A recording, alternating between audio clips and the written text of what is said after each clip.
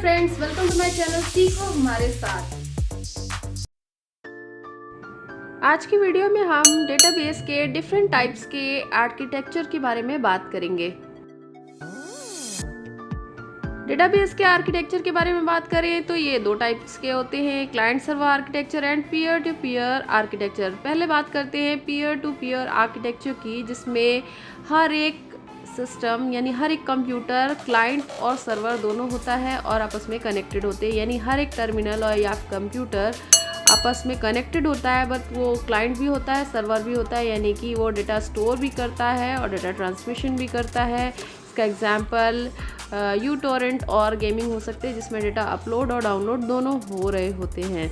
तो ये एक तरह का पीयर टू पीयर नेटवर्क होता है, यानी हर एक कंप्यूटर एक दूसरे से जुड़ा होता है और डेटा भी स्टोर कर रहा होता है, ट्रांजैक्शन भी कर रहा होता है डेटा का।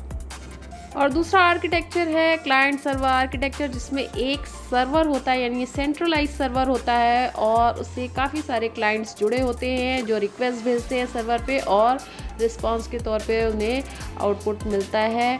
ये सर्वर पे डेटा भी सेव करते हैं। इसके एग्जांपल हो सकते हैं फेसबुक, जीमेल, जैसे कि हम अपना सारा रिकॉर्ड वगैरह फेसबुक पे स्टोर करते हैं और वहाँ पे रिक्वेस्ट भेज करके उसे देख भी सकते हैं। रिकॉर्ड एक सेंट्रलाइज सर्वर के फॉर्म में होता है, तो इसे कहेंगे client server architecture.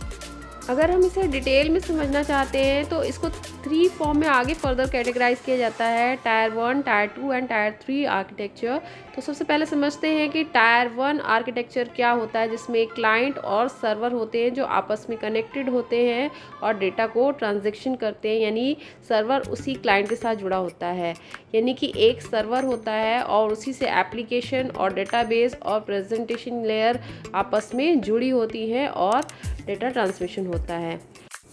2 tier architecture में डेटा सोर्स होता है, जिससे क्लाइंट रिक्वेस्ट करके डेटा एक्सेस करता है और उसकी ऑथेंटिकेशन चेक करते हुए डेटा ट्रांसमिशन होता है। ये क्लाइंट सर्वर आर्किटेक्चर की जैसा रहता है, जो डायरेक्ट कम्युनिकेट करता है और फास्टली रन करता है, डायरेक्ट डेटाबेस से एक्सेस होता है। ये 2 टायर आर्किटेक्चर के एडवांटेजेस की बात करें तो ये फास्टली कम्युनिकेशन होता है, यानी डायरेक्ट हम सर्वर से कम्युनिकेट कर रहे होते हैं, रिक्वेस्ट देते हैं सर्वर को और हमें रिस्पांस मिलता है, आउटपुट जल्दी मिल जाता है। इजी टू मैनेज होता है, आप सर्वर से डायरेक्ट कनेक्ट होकर के उस पर जो भी क्वेरीज़ है उसके थ्रू अपडेशन और क्वेरीज़ डाल करके आउटपुट जल्दी ले सकते हैं और मैनेज भी आसानी से कर सकते हैं।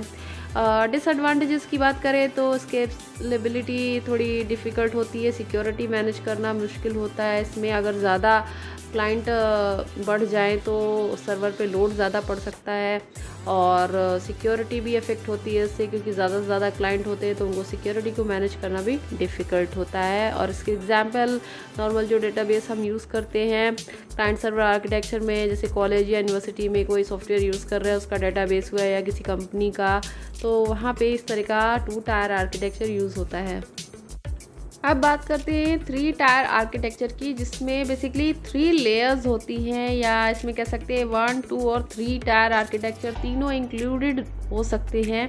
तो 3 टायर आर्किटेक्चर में पहला क्लाइंट होता है, फिर वेब सर्वर और होता है डेटाबेस सर्वर, जिसमें सारा लोड डेटाबेस सर्वर पर नहीं डाला जाता है। क्लाइंट जब रिक्वेस्ट करता है तो सबसे पहले रिक्वेस्ट वेब सर्वर पर जाती है और वेब सर्वर वैलिडेशन वगैरह चेक करता है या बिजनेस लॉजिस्टिक को चेक करने के बाद जो भी डेटा है डेटाबेस से एक्सेस करके क्लाइंट तक पहुंचाने का काम करता है। तो इससे डेटाबेस पे ज़्यादा प्रेशर नहीं आता है या ज़्यादा लोड नहीं पड़ता है। डेटाबेस का काम सिर्फ डेटा को स्टोर करना होता है, बाकी वैलिडेशन चेक करना, ऑथेंटिकेशन चेक करना, ये सब एप्लीकेशन सर्वर का काम होता है।